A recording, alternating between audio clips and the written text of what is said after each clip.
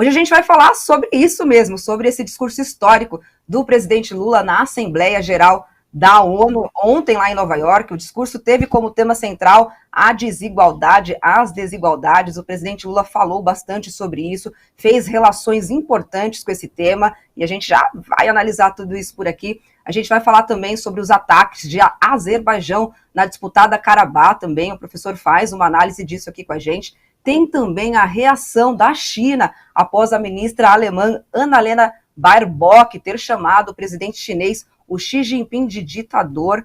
Vamos ver se a gente consegue também aqui hoje, professor, pincelar esses temas também no Geopolítico em Foco. E a gente começa então falando sobre a geopolítica mundial. Vamos lá.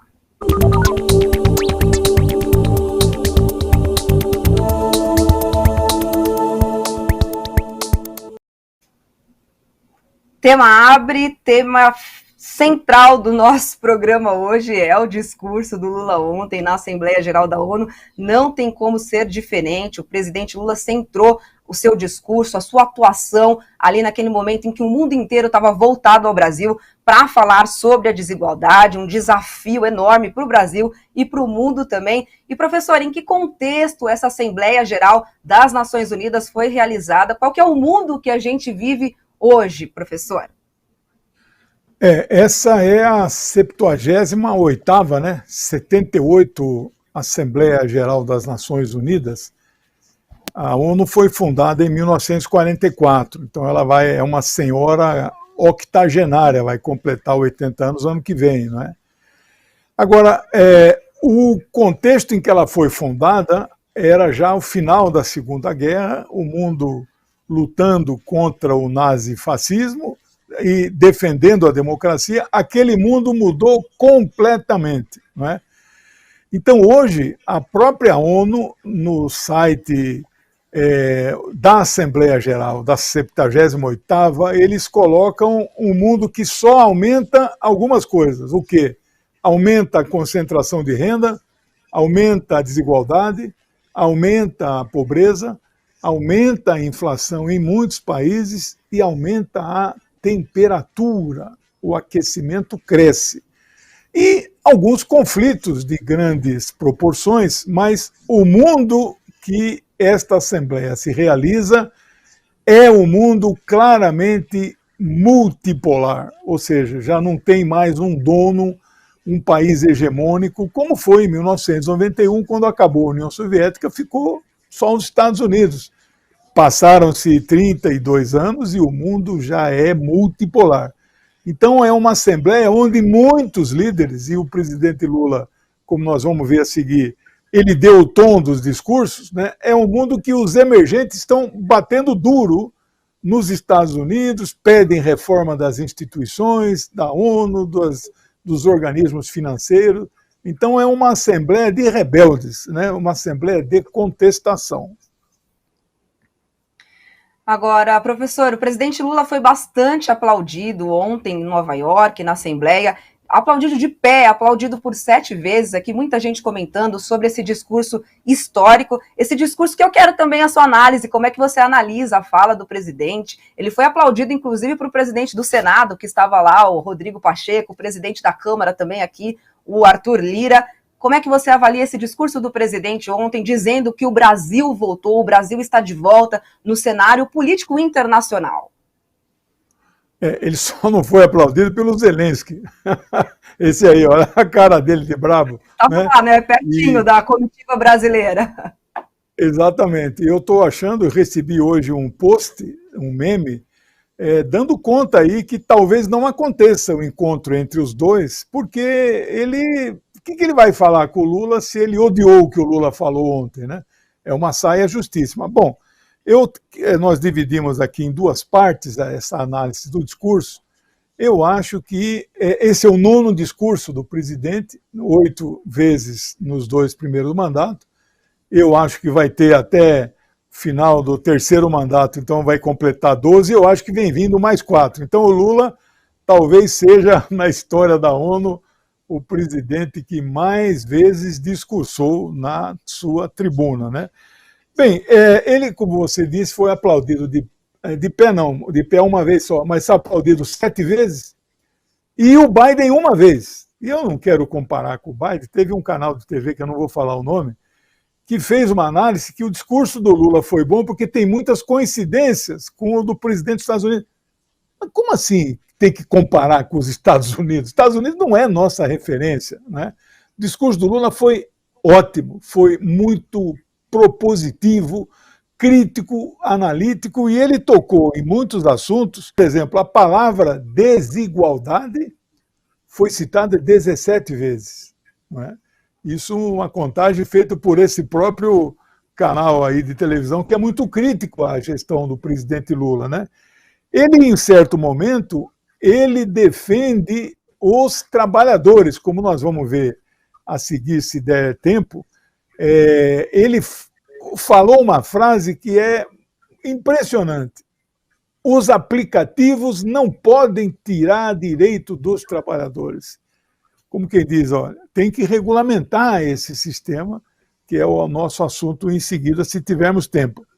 Em um certo momento, ele faz a defesa da liberdade de manifestação e expressão e dá um grande exemplo, fala do caso do Julian Assange, que encontra-se preso com risco de ser deportado para os Estados Unidos. Ele está na Inglaterra, e dependendo do estado que ele for parar lá, ele pode até pegar a pena de morte, né?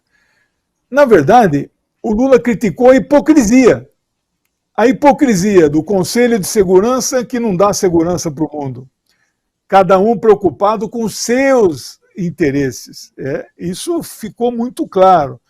A hipocrisia da imprensa e da mídia burguesa, hegemônica, monopolista, que fala em defesa da liberdade de expressão, mas não escreve uma linha pela soltura, né, daquele que o único crime, entre aspas, cometido foi ter divulgado as barbaridades que os Estados Unidos fazem no mundo inteiro, inclusive espionar, grampear o telefone da nossa presidente Dilma no governo Obama, que é dito como um democrata, etc., né?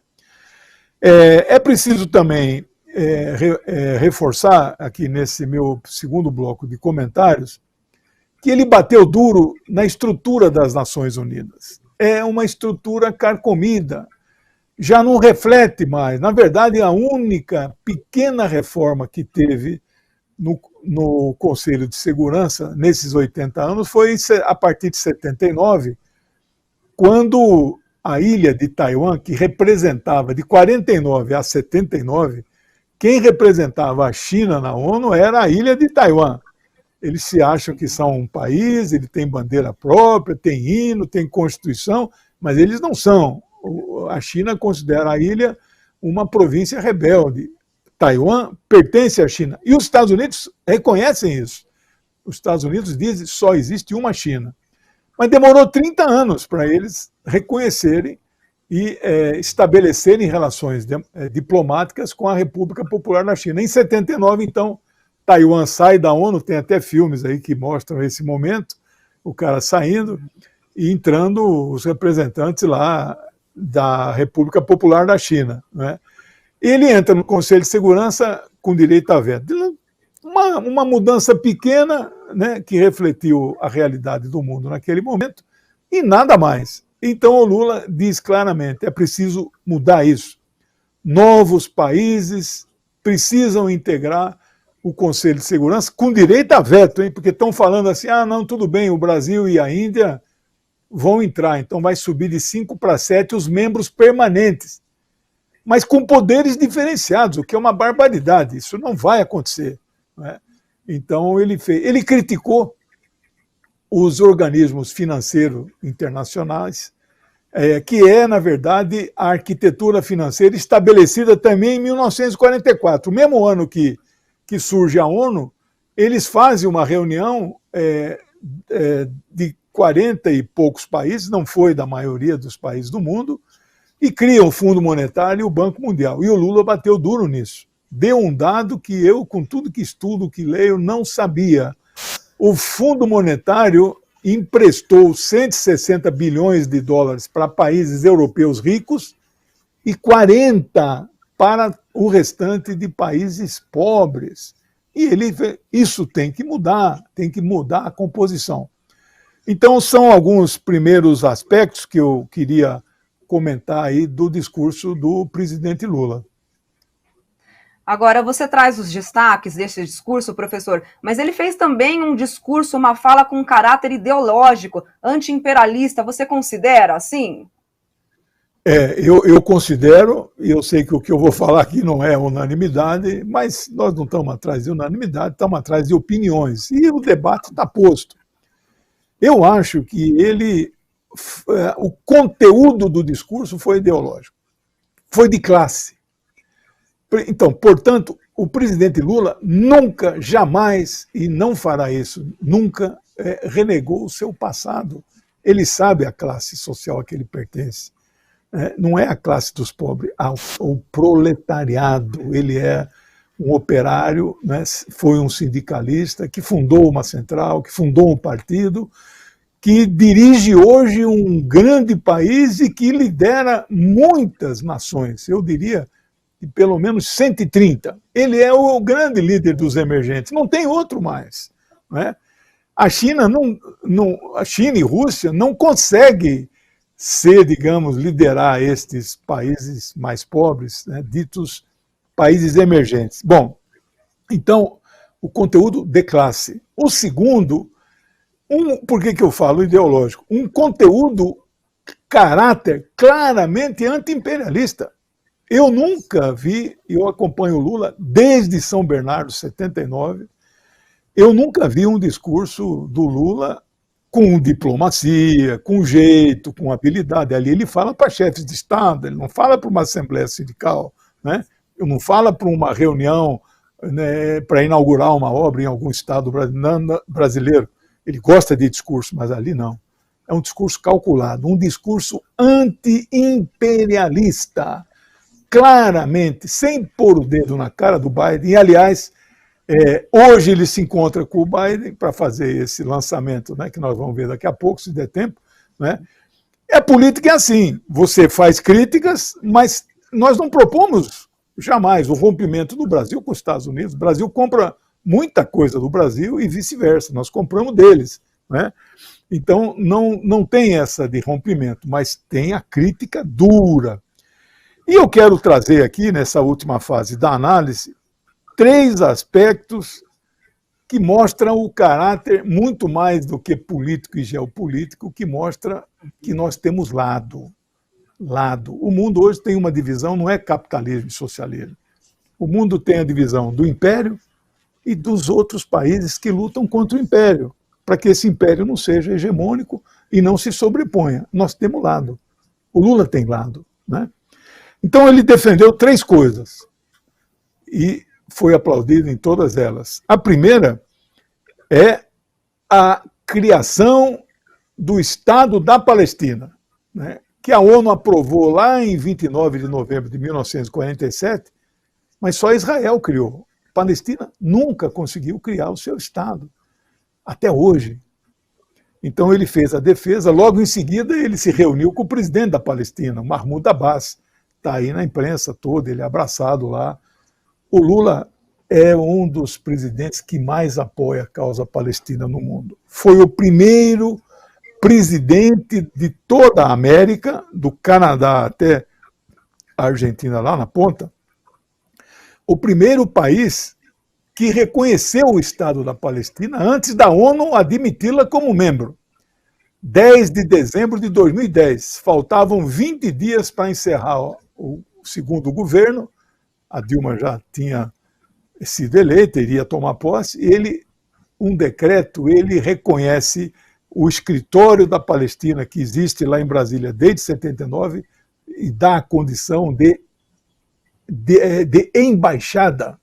Né? Então, esse foi o primeiro. Segunda questão que ele colocou é fim ao embargo econômico de Cuba.